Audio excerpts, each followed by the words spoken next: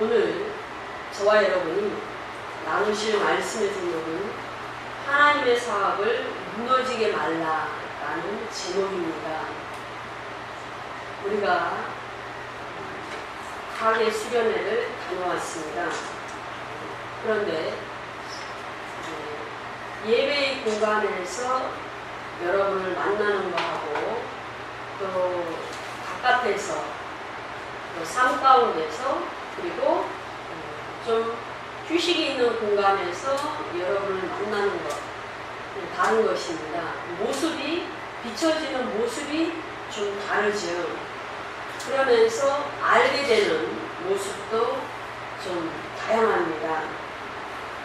그런 시간들을 보내면서 제가 이 설교를 준비했는데요. 점점점 다르다. 다르다는 것은 저 사람이 틀리고 내가 맞다라는 것이 아니죠.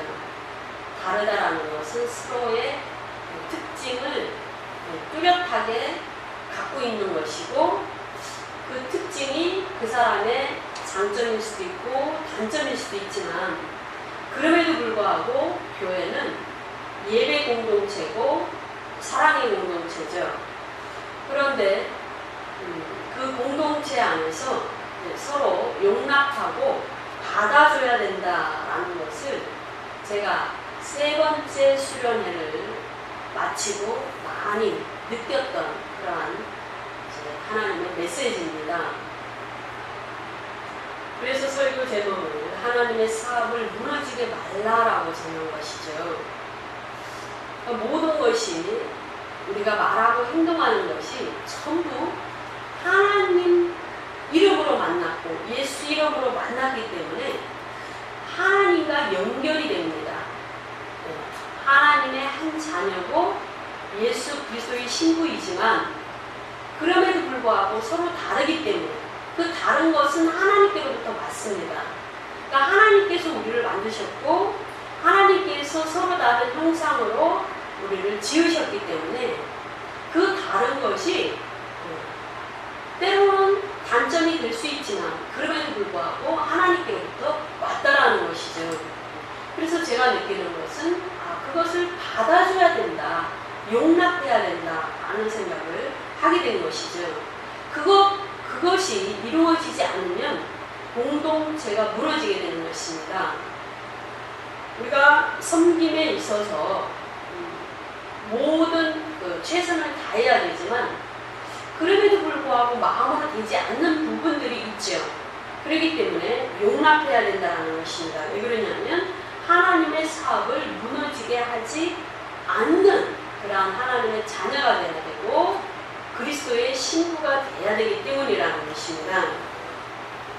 오늘 본문에 보시면 로마서 14장과 15장이 메인 본문입니다.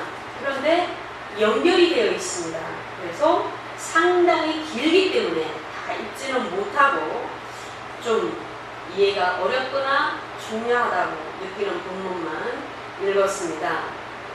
첫 번째, 우리가 지금 주제는요, 믿음의 분량이 서로 다름을 인정하라라는 것이죠. 연약한 자가 있고요, 믿음이 강한 자가 있습니다. 그리고 그 사람의 은사도 기도의 영이 강력하게 부어진 사람이 있고 어떤 사람은 사랑의 영이 강력하게 부어진 자가 있고 어떤 자는 설교의 영이 강력하게 부어진 자가 있고 찬양의 은사가 뛰어난 자가 있고 다양합니다. 성경에는 하나님 말씀은 성령의 9가지 열매만을 기록하고 있지만 사실은 교회 안에서 다양한 사람들을 만나다 보면은 더 많은 은사들이 드러날 때가 있다는 것이죠. 하나님께서 주도적으로 하나님의 주관적으로 성령께서 그 은사를 부어주셨어요. 그렇기 때문에 모든 은사는 성령께로부터 온 것입니다. 성령께서 주권적으로 주신 것이에요. 그런데 그것이 믿음에 따라 좀 다양하게 드러나지만 그럼에도 불구하고 믿음의 분량이 다름을 우리가 인정해야 됩니다. 믿음의 분량이 다름에 따라 행동하고 그 은사를 또 얼마나 사용하는가라는 것이 연결이 되어 있는 문제이기 때문이죠. 14장 1절에 보시면 믿음이 연약한 자를 너희가 받되 그의 의심한 바를 비판하지 말라라고 쓰고 있습니다. 그래서 여러분이 이 본문을 전부 읽어보시면 믿음이 연약한 자가 있고 2절에 또 어떤 사람이 있는데 이 어떤 사람은 믿음이 강한 자입니다. 그래서 첫 번째 주제는 뭐냐면 먹는 문제가 교회 안에 발생된 것이죠. 그래서 믿음이 연약한 자는 믿음이 연약하기 때문에 이것은 좀 마음에 깨름직해. 그래서 먹지 않습니다. 왜 그러냐면 이 당시에 이 로마 근동에 많은 이제 이방 신전이 있었습니다. 그래서 이방 신전에서 제물을 드린 제물로 올려진 그 음식들이 시장에 내다 파는 그런 경우가 상당히 많이 있었기 때문이죠. 그리고 먹어도 되는 것을 좀 마음에 걸림이 있어서 먹지 않는다라는 것입니다. 그래서 믿음이 연약한 자는 음식을 가려 먹습니다. 음식을 가려 먹는 자체가 율법에 능한 자의 눈으로 보면은 율법을 지키는 것처럼 보이는 것이죠. 그런데 또 2절에 나타나는 어떤 사람은 믿음이 강하기 때문에 그까지 우상은 아무것도 아니야. 우상은 살아있지도 않고 죽은 것이기 때문에 그 상에 올라간들 아무 소용이 없어. 그것은 그 우상이 와서 어쩌지 못하기 때문에 나는 이미 구원받은 자고 성령의 능력으로 우리가 기름 부음 받은 자야. 그렇기 때문에 나는 어떤 것이든지 믿음으로 먹을 수 있어 라는 강력한 믿음을 가진 자입니다. 교회 안에 이러한 자들이 있다라는 것이죠. 그래서 지금 여러 케이스를 우리가 구분해서 우리가 교회를 어떻게 하면 잘 세울 것인가, 교회를 잘 세워서 하나님의 사업을 무너지지 않도록 우리가 서로를 어떻게 하면 용납할 수 있는가 라는 주제를 다루고 있습니다. 그러므로 지금 믿음의 분량이 서로 다르기 때문에 첫 번째는 먹는 것을 저 사람은 먹고 어떤 사람은 믿음이 강하기 때문에 또는 가리지 않는 이런 문제에 대해서 우리는 서로 용납해야 된다라는 얘기를 쓰고 있습니다. 왜 그러냐 하면요, 로마서 14장 7절에서 8절의 말씀을 보시면 우리 중에 누구든지 자기를 위하여 사는 자가 없고 자기를 위하여 죽는 자도 없도다. 우리가 살아도 주를 위하여 살고 죽어도 주를 위하여 죽나니 그러므로 사나 죽으나 우리가 주의 것이로다 라고 쓰고 있습니다. 이 실제죠. 우리는 구원받은 자이기 때문에 지금 죽어도 정말 구원받은 자라면 종교인이 아니고 뿔만 바른 자가 아니고, 그렇죠? 그렇다면은 지금 죽어도 우리는 하늘나라에 들어가는 것입니다. 우리의 의의 신분은 영원한 구원의 보장이 되어 있는 것이죠. 그렇기 때문에 우리는 사나 죽으나 주를 위하여 하는 것입니다. 사는 자도 주를 위하여, 죽는 자도 주를 위하여. 그렇기 때문에 믿음이 연약한 자가 마음이 깨름직해. 주님이 안 기뻐하실 것 같아. 그래서 나는 안 먹는다 라고 결론을 내리는 것도 주를 위하여 그렇게 결론을 내리고 그렇게 행동을 한다라는 것이죠. 믿음의 행동을. 그런데 믿음이 강한 자도 역시 나는 믿음이 있기 때문에 주님은 그거 상관이 없어 라고 주님을 위해서 역시 믿음이 강력한 행동을 보여준다라는 것입니다. 그렇기 때문에 우리는 서로 믿음의 분량이 다른 것을 인정해야 된다라고 말씀하고 있는 것입니다. 로마서는 사도 바울이 로마에 들어가기 전에 로마에 있는 유대인들과 로마에 있는 이방인들의 모든 구원을 믿음으로 구원받는 그 그렇기 때문에 믿음으로 하는 것에는 서로 다른 행동 양식이 있을 뿐이지 믿음으로 하고 주를 위하여 하는 것이기 때문에 그것이 문제가 되지 않는다라고 바울은 하나님의 말씀을 쓰고 있는 것입니다. 그러므로 우리는 믿음이 약한 자의 약점을 담당하고 기쁘게 용납하고 서로 받아주라라는 주제의 말씀입니다. 두 번째로는요, 하나님만이 판단자 되심을 알라라는 것입니다. 우리가 교회 안에 서로 특성이 다릅니다. 예, 옷 입는 스타일도 다 다르죠? 머리 모양도 다릅니다. 성격 다릅니다. 말투도 다릅니다. 어떤 사람은 참 말을 좀 이쁘게 했으면 좋겠는데 예, 전혀 그리스도인답게 말하지 않습니다. 옷 입는 스타일도 좀 점잖게 입기를 원하죠. 예, 종들은 그렇게 가르치고 있고 주님도 성경에서 그렇게 말씀하고 있습니다. 그런데 영 은혜롭지가 않아요. 그래서 한마디 해주고 싶고 예, 그렇습니다. 그럼에도 불구하고 믿음이 연약해서 아직 완전하지 않기 때문에 그러려니 하고 서로 받아주라라는 말씀을 하고 있습니다. 왜냐? 하나님만이 판단자 되심을 너희는 알아라라고 말씀하고 있습니다. 그렇기 때문에 비판하지 말라라는 것입니다.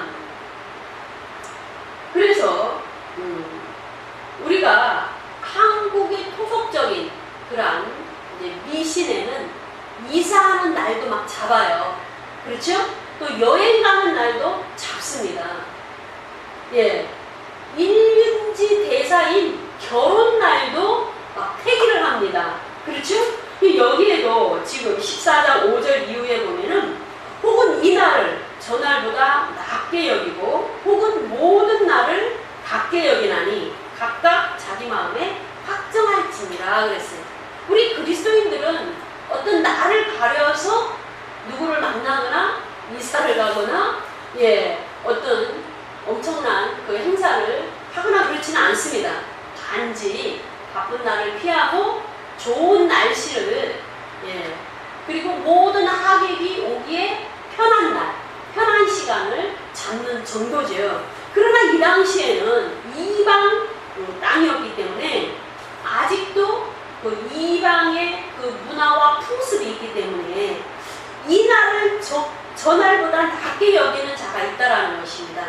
어느 날을 가리는 자가 있고 또 어떤 사람은 믿음이 강한 사람은 또 그것을 전혀 가리지 않는 자가 있다라는 것입니다.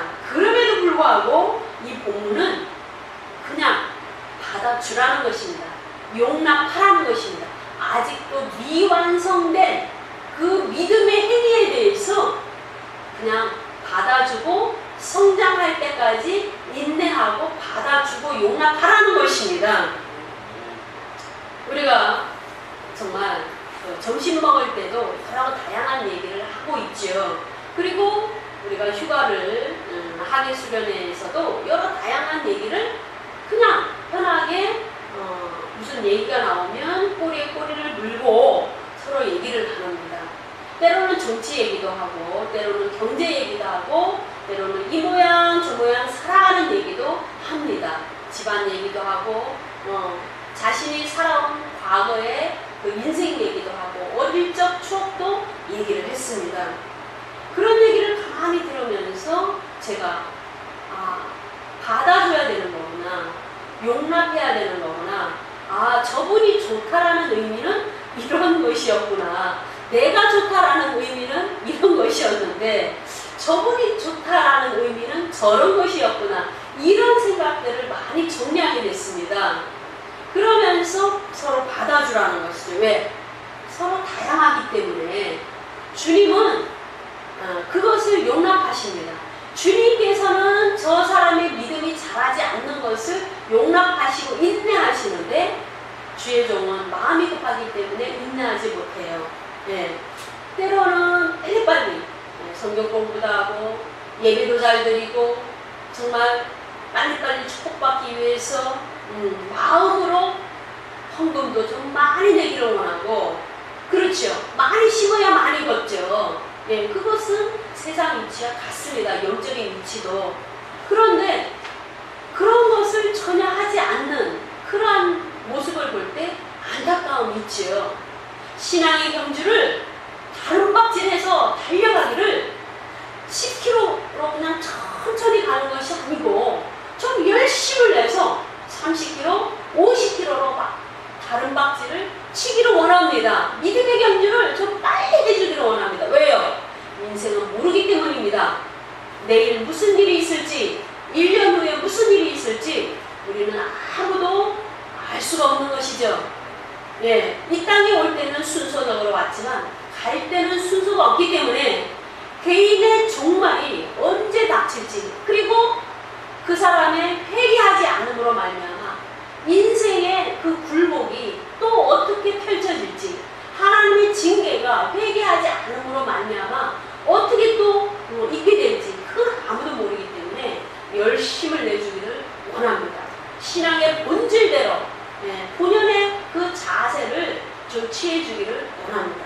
그럼에도 불구하고 이렇게 지켜본 결과 더 인내해야 되겠구나, 그 어린 상태를 더 용납해야 되겠구나, 더 받아줘야 되겠구나, 이러한 생각들을 하게 됐습니다. 왜 판단하지 말아야 되냐? 주님만이 판단자이시기 때문이라는 것이죠.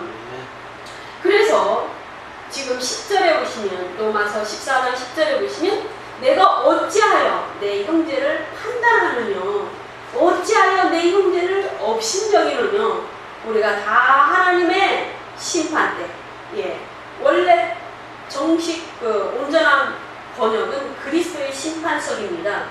그리스도의 심판석 앞에 서리라. 왜냐하면 지금 믿는 자에게 쓰고 있기 때문에 믿는 자는 전부 휴거 때 주님 앞에 섭니다. 예수님 앞에 섭니다. 그렇기 때문에 그리스도의 심판석이라고 번역하는 것이 맞습니다. 또 우리는 전부 그리스도의 심판석 앞에 서게 됩니다. 그러니까 주님께서 심판하시는 자예요. 우리가 심판하는 자가 아니라는 거예요. 그래서 우리는 뭐예요? 사랑의 빛 외에는 지지 말고 사랑할 의무만 있다라는 것입니다. 그래서 우리에게 세 계명을 주셨는데 하나님을 사랑하고 이웃을 사랑하라는 것이죠. 그래서 교회의 모든 지체들을 사랑합니다. 사랑합니다. 저도 여러분들을 종으로서 사랑합니다. 그러나 이런 것은 있죠. 안타까움이 있습니다. 왜 저렇게 변하지 않을까? 왜 저 모습을 좀 고치지 않을까? 좀 하나님을 기쁘시게 하는 신앙의 행위를 하지 않을까? 믿음의 모습을 좀 보여주지 않을까? 이런 것은 좀 안타깝습니다. 그리고 저 자신도 굉장히 바쁘기 때문에 제가 정말 게으르지 않고 깨어서 계속적으로 하나님의 일을 합니다. 기도하고 설교 준비하고 부흥회 가고 또 강단에서 사역하고 또 무슨 준비를 하고 또 나름대로 성경을 읽고 또 여러 서적을 뒤적거리고 그렇습니다. 정말 1분도 쉬지 않죠. 그렇지만은 내가 너무나 바쁜 데에 치중하기 때문에 생각이 미치지 못해서 어떤 성도에 대해서 생각이 미치지 못하는 거예요. 저분이 저렇게 생각을 했구나. 저분이 이것이 참 좀 내가 좀 생각을 좀 깊이 해줬어야 되는 부분이구나. 또는 뭐 몸이 아팠구나. 뭐 이런 것이죠. 그런데도 불구하고 하나님께서 심판하실 권한이 있기 때문에 심판하지는 말라라는 것입니다. 심판하게 되면 어떻습니까? 판단하게 되면 어떻습니까? 서로 상처가 됩니다. 서로 용납하지 않음으로 말미암아 골이 깊어집니다. 그리고 사랑이 어긋나게 됩니다. 그래서 결국은 하나님의 나라가 온전하지 못하고 하나님의 사업이 온전하게 열매를 맺지 못하는 것입니다. 하나님의 사업은 하나님의 사업은 하나님 나라가 흥왕하는 것입니다. 하나님 나라가 왕성하게 세워지는 것은 하나님께서 당신의 집인 이 하나님의 집을 온전하게 세우는 것입니다. 자, 하나님의 집은 저와 여러분이 이 산 돌로서 세워지는 것입니다. 쌓는 것입니다. 예수 그리스도께서 산돌이십니다. 그래서 너희도 살아계신 산돌같이 그렇게 하나님의 집으로 세워지라는 것이죠. 그러니까 우리가 세워져야 되는 것입니다. 그래서 하나님께서 우리를 세우시기를 원합니다. 그리스도의 몸으로 세워지기를 원합니다. 교회는 신비한 공동체입니다. 교회의 머리는 그리스도이시고 교회의 몸은 그리스도의 몸입니다. 근데 이 몸은 이 각 지체로 저와 여러분을 통한 각 지체로 서로 연합해서 연결되어 지어진 집입니다.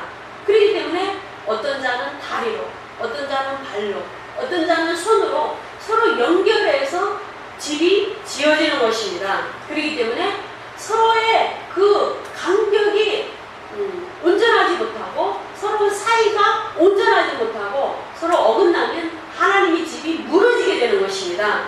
하나님의 집이 무너지면 하나님의 사업은 온전하게 이루어지지 못하는 것이죠. 그러므로 말미암아 우리는 믿음이 연약한 자를 이해해야 되고 용납하고 받아줘야 되고 그리고 뭔가 다른 것을 인정해야 되고 그리고 믿음이 연약하여 말씀에 대해서 완전하지가 못해서 이날을 더 낮게 여기는 자 그리고 자기 생각대로 행하는 자 믿음의 행위를 온전하지 못하는 자에 대해서 판단하지 말고 그리스도께 맡기고 그 판단을 그리스도께 맡기고 우리는 세워져야 된다라고 주님은 말씀하고 있습니다.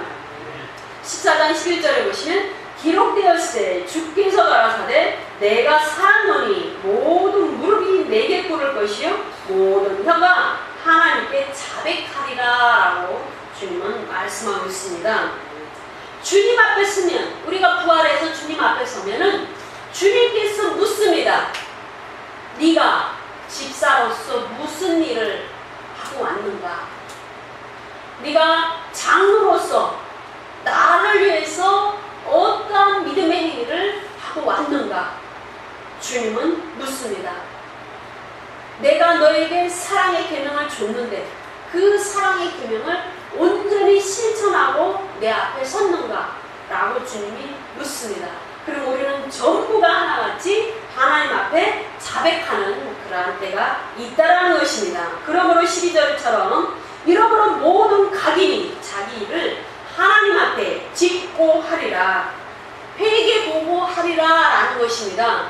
우리는 저마다 날마다 회개하지만 주님 앞에 설 때는 자신이 어떤 인생을 살았는지 구원받은 지가 수십 년이 됐는데도 주님을 위해서는 한 가지도 뭔 한 일이 없어요. 늘 자기 기도 응답받고 자기가 뭘 좀 잘 되고 자신이 좀 부유하게 되고 자기 인생이 좀 편안해지고 자기 육신의 그 연약함, 병 치료받고 이런 것을 위해서 주님 앞에 가고 또 사실은 주님과 상관이 없이 교회 다니는 그러한 사람들도 너무나 많이 있다라는 것이죠. 자기 인생이 끝날 때는 주님 앞에 섰을 때는 자기 인생에 대해서 회개보고 하는 날이 반드시 있기 때문에 그 판단은 주님께 맡기고 형제에 대해서 판단하지 말라라고 주님은 말씀하고 있습니다. 판단하고 정죄하고 용납하지 않고 받아주지 않는다면 하나님의 사업이 무너지게 된다라고 주님은 말씀하고 있는 것입니다. 세 번째로요, 우리는 주께 영광과 찬양이 되도록 서로 받아주라라는 말씀을 사도 바울이 하고 있는 것입니다. 그 이유 제목에 보면은 우리가 정말 그 15장에 보시면은요 1절입니다. 우리 강한 자가 마땅히 연약한 자의 약점을 감당하고 자기를 기쁘게 하지 아니할 것이라 그랬어요. 신앙생활 하는데도 다 자기 스타일이 있습니다. 그렇죠? 예, 스타일이 있습니다. 그런데 그것은 자기가 좋기 때문에 그 스타일을 고집해요. 예. 심지어는 내가 복음을 가지고 있는 사람도 있습니다. 그런데 그것은 잘못된 것이죠. 그런데도 불구하고 이 강한 자는 마땅히 믿음이 약한 자, 믿음의 행위가 연약한 자의 약점을 담당하라는 것입니다. 믿음이 좋은 자는 많은 헌금을 할 수가 있어요. 믿음이 연약한 자는 정말 한 끼에 그 한 끼 식사값도 안 되는 그러한 헌금을 하는 자도 있습니다.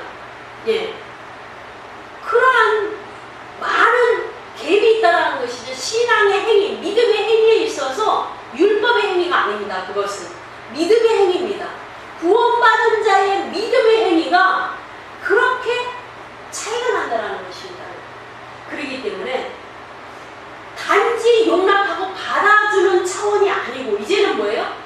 주님께 영광이 되도록, 찬양이 되도록 서로 받아주고 용납하라는 것입니다. 우리가 이럴 때 있죠. 에휴, 내가 정말 참는다, 참아. 이런 경우가 있죠. 그거는 그냥 억지로 참는 겁니다.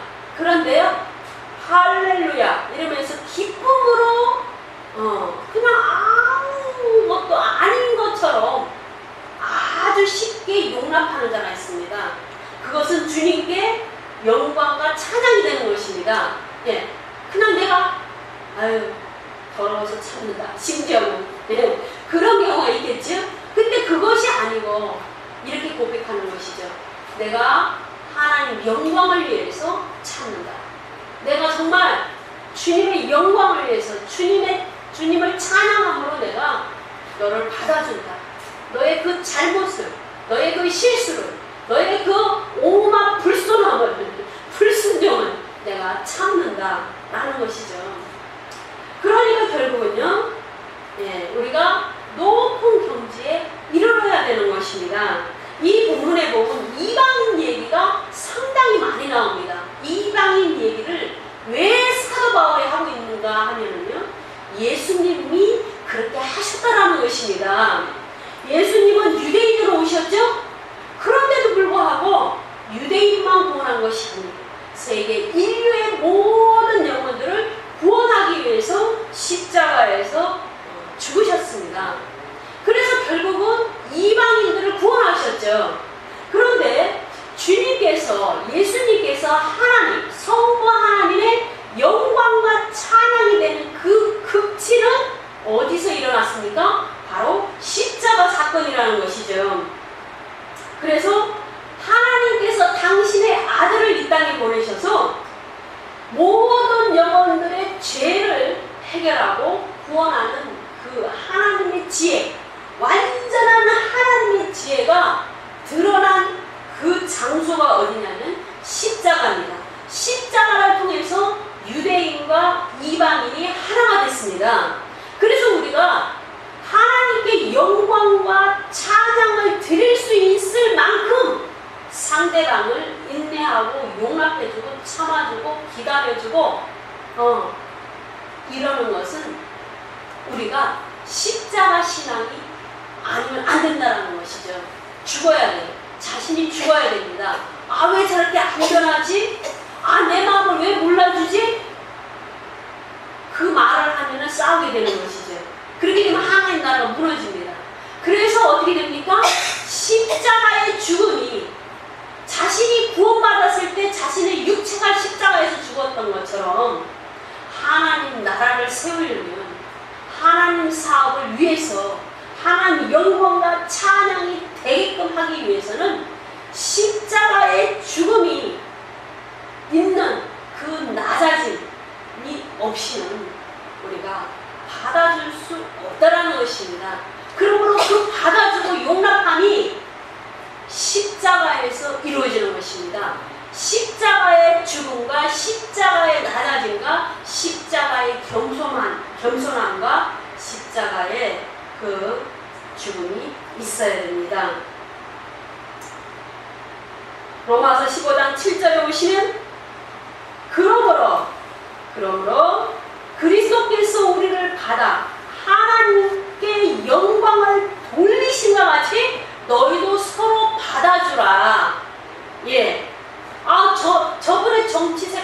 절에 마음에 안 들어.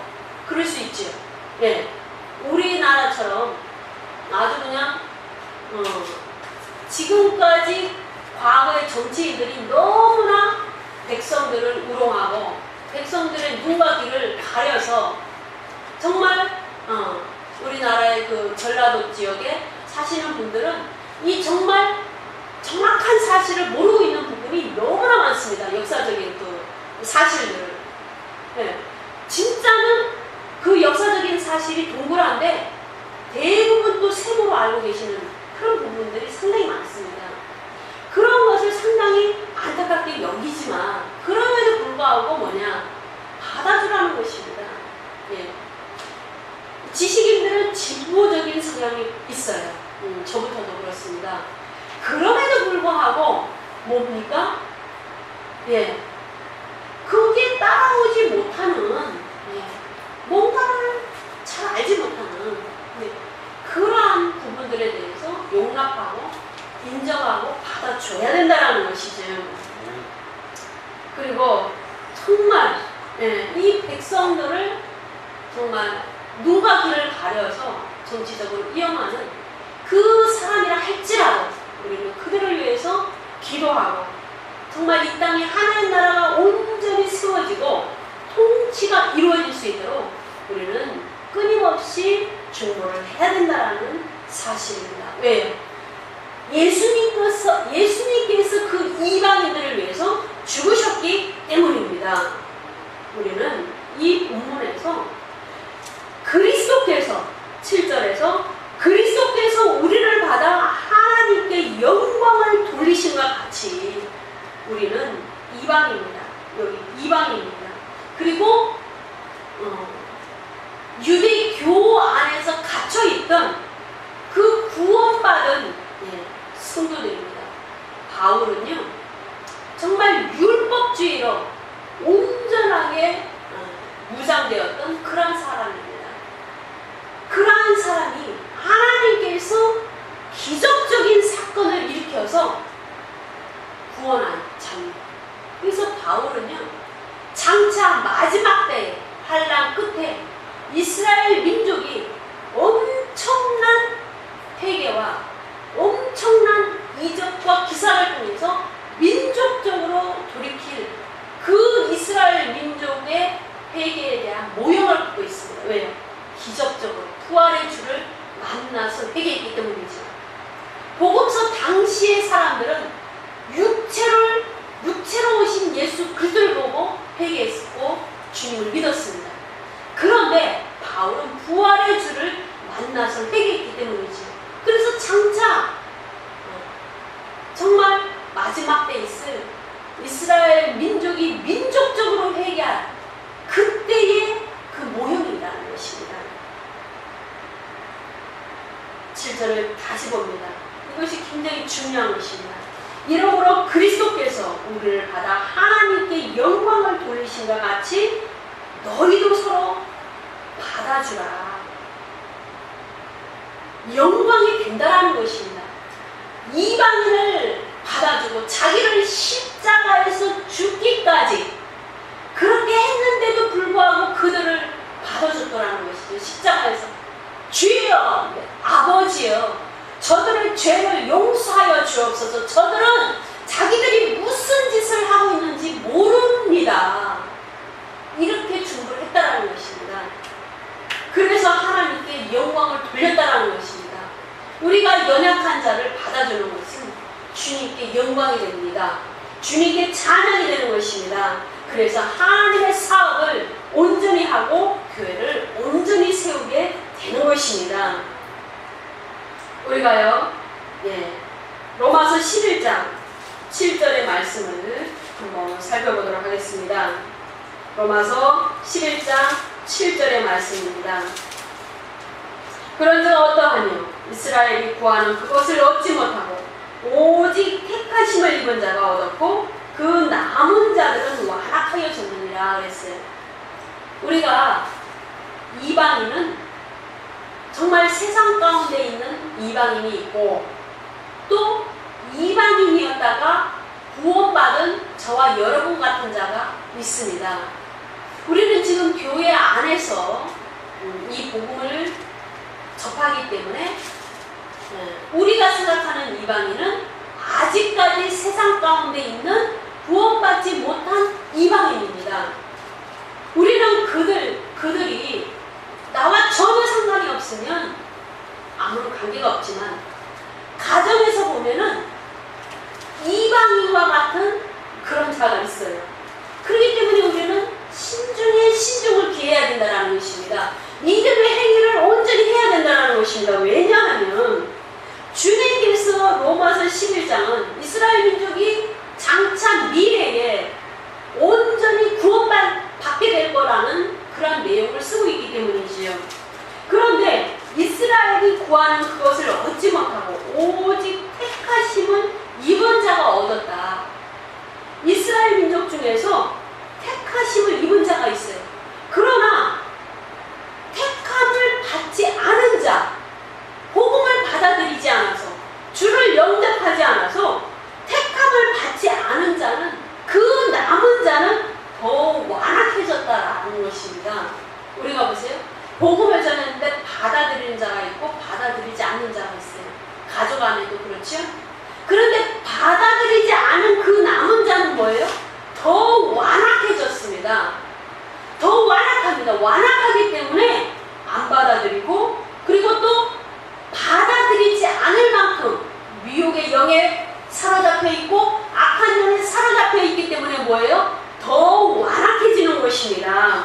그러므로 우리는 그들을 용납하고 그냥 하나님의 사랑으로 인내하고 그냥 하나님께 영광을 올려드릴 수 있는 그런 믿음의 행위를 해야 된다라는 것입니다. 예수님께서도 하나님께 영광을 올려드리면서 그들을 위해서 죽으셨기 때문에 우리는 십자가의 사랑을 보여줘야 된다라는 것입니다.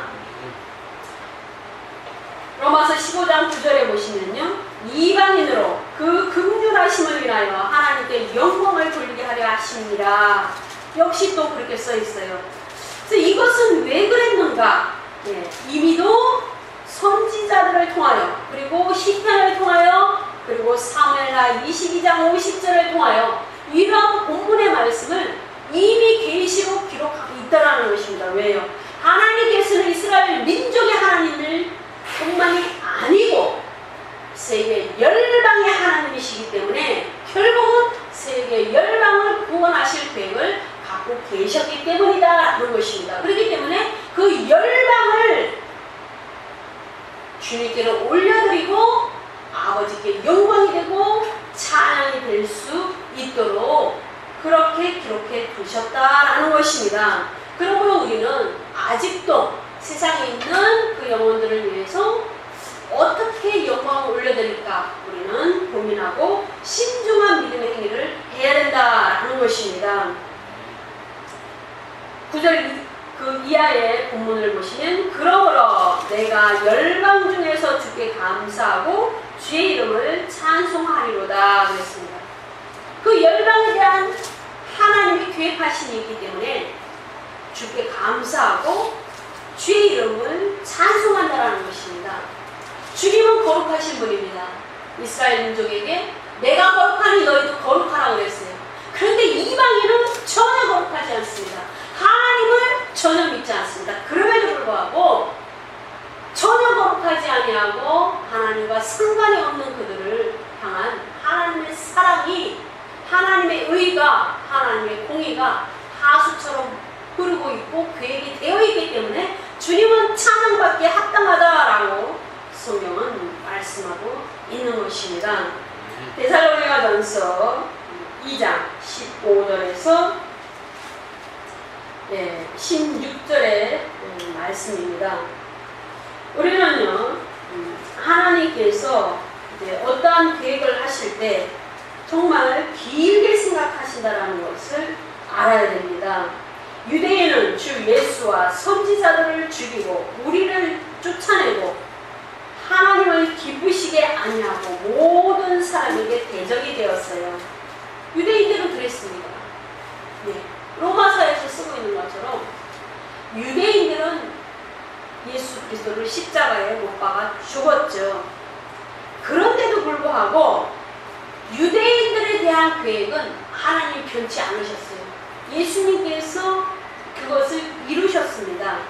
유대인은 주 예수와 선지자들을 죽이고 또 하나님의 복음을 받아들인 예수 그리스도의 십자가의 복음, 하나님 나라의 은혜의 복음을 받아들인 그 사도들과 성도들을 쫓아내고 예루살렘에서 쫓아내고 하나님을 기쁘시게 아니하고 모든 사람을 대적했지만 그럼에도 불구하고 16절 우리가 이방인에게 말하여 구원 얻게 함을 저희가 금하여 자기들을 항상 채우매 노하심이 극도로 저에게 임하였느니라 했습니다.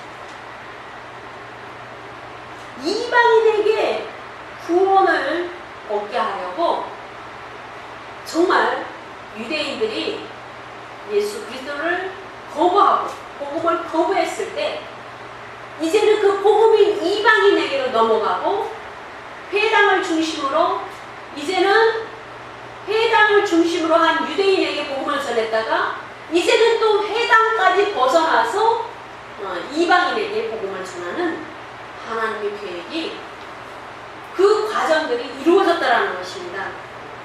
그런데 유대인에게 극도로 하나님의 그 진노와 노하심이 있지만 그럼에도 불구하고 로마서 11장에 보면 하나님께서 유대인에 대한 그 모든 구원 계획이 아직도 여전히 계획 중에 있고 장차 있을 그 정확한 때가 되면 그것이 이루어진다라는 것입니다. 하나님께서 제사장 국가로 세우신 유대인에 대해서 그 계획을 이루시려고 그 수천 년 동안 인내하셨는데 우리는 우리의 믿지 않는 연약한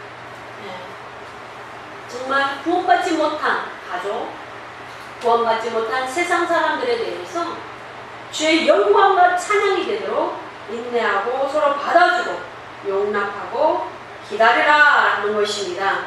그래야만 하나님의 사업이 이 모든 세상 가운데 온전히 편만하게 이루어진다라고 주님은 말씀하고 있는 것입니다. 성경은 정말 유대인에 대해서 그리고 이방인에 대해서 그리고 하나님께서 이 교회에 대해서 그 모든 말씀을 정확하게 주고 계십니다. 그래서 우리는 교회 안에 있기 때문에 교회 안에 있는 성도들이 세상에 대해서 어떻게 해야 되는가 라는 것을 주님께서 이방인에 대해서 그리고 유대인에 대해서 참으신 것을 기억하면서 우리도 그 본을 따라가야 되는 것이죠. 디모데전서 1장 16절의 말씀을 보시면 정말 이 바울이 모든 이방인들에 대해서 어떻게 본이 됐는가라는 것을 잘 살펴볼 수가 있는 것입니다.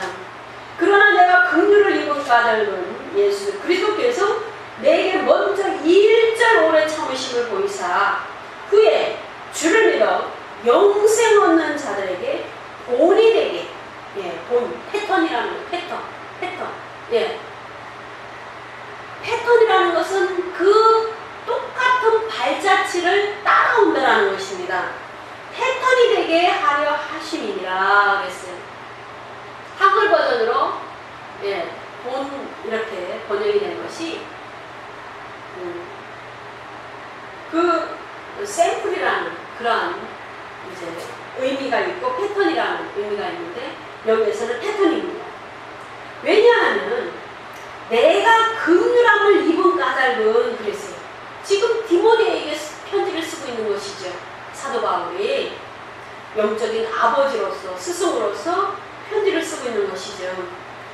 내가 긍휼함을 입은 까닭은 유대인을 핍박하는 자로서 다메섹 도상에서 부활의 주를 만나서 긍휼함을 입었습니다.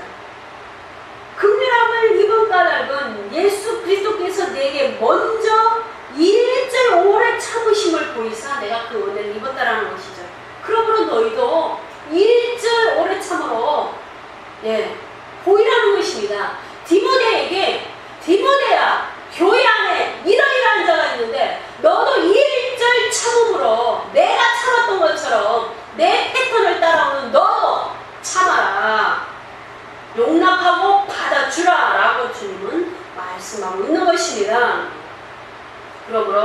우리도 믿음이 연약한 자, 복음만에 들어왔지만 말씀이 삶의 기준이 되지 않고 내가 복음을 가지고 자기 생각, 자기 고집 내려놓지 않는 믿음이 연약한 자에 대해서 십자가의 그 죽는 그 낮아짐과 용납함이 있어야 된다라고 주님은 말씀하고 있습니다.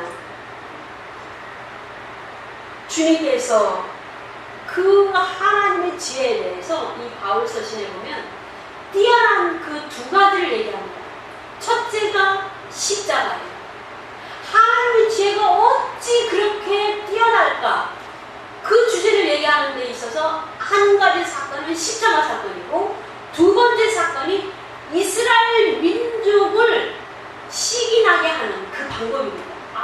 그 방법이 정말 놀랍구나 하는 두 가지 방법이 이방인에 대해서 구원하고 유대인에 대해서 구원하는 그 하나님의 그 방법이 하나님의 지혜의 극치를 보여줬다는 것이죠.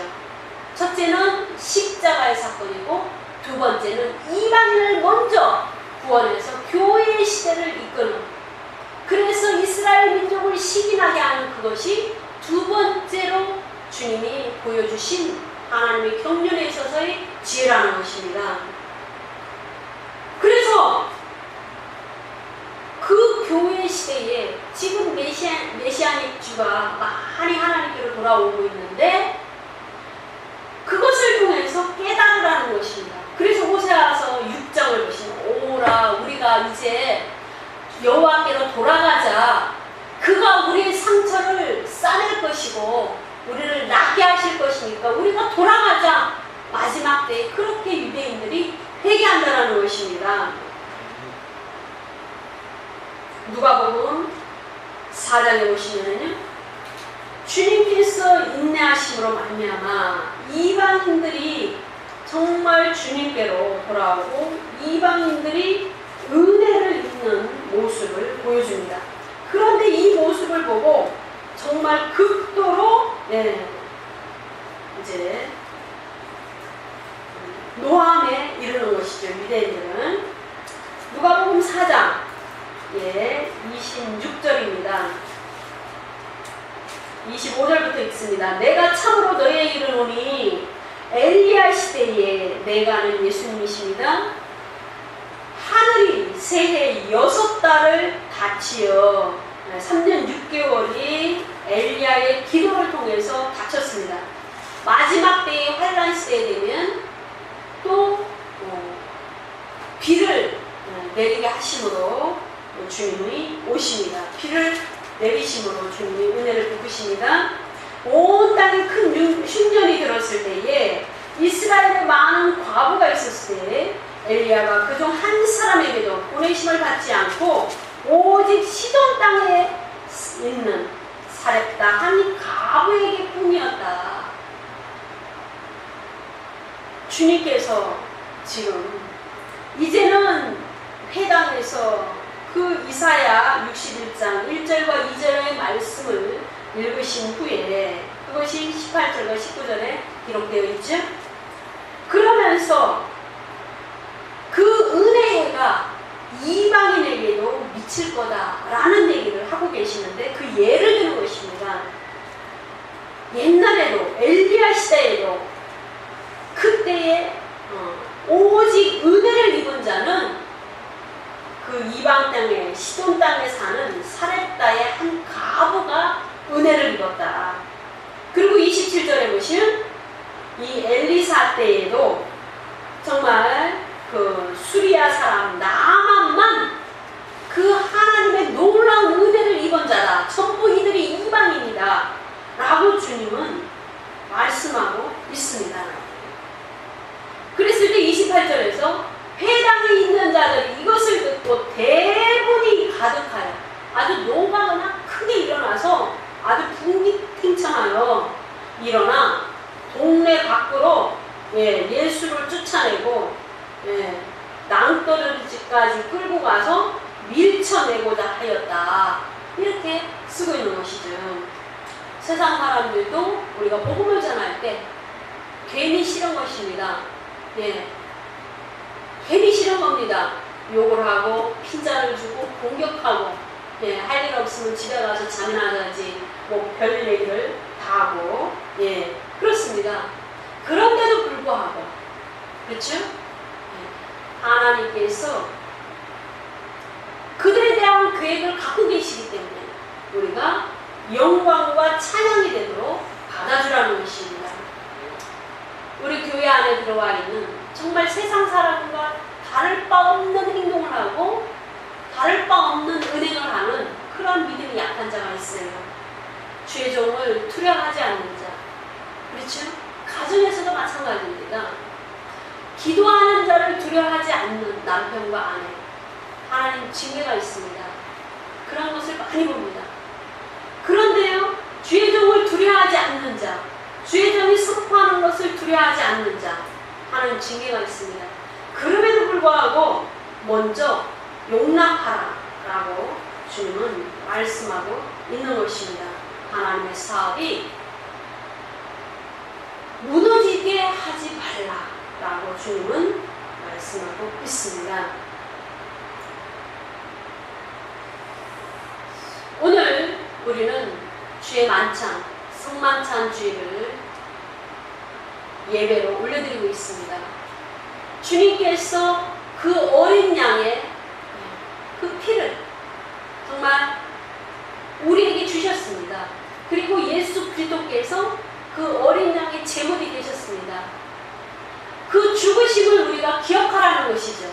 이제는 뭐예요? 예수님께서 마지막 6월절 만찬을 6월절 바로 전날 행하시면서 거행하시면서 이 6월절 만찬을 주의 만찬으로 바꾸어 주셨습니다.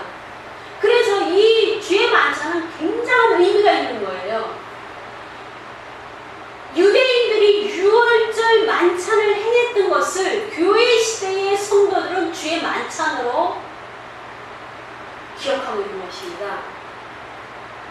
유대인들은 그 어린 양의 피를 뿌리고 바름으로 말미암아 그 집이 구원을 받고 죄악이 떠나가고 심판을 뛰어넘었습니다. 죽음에서 살아났습니다.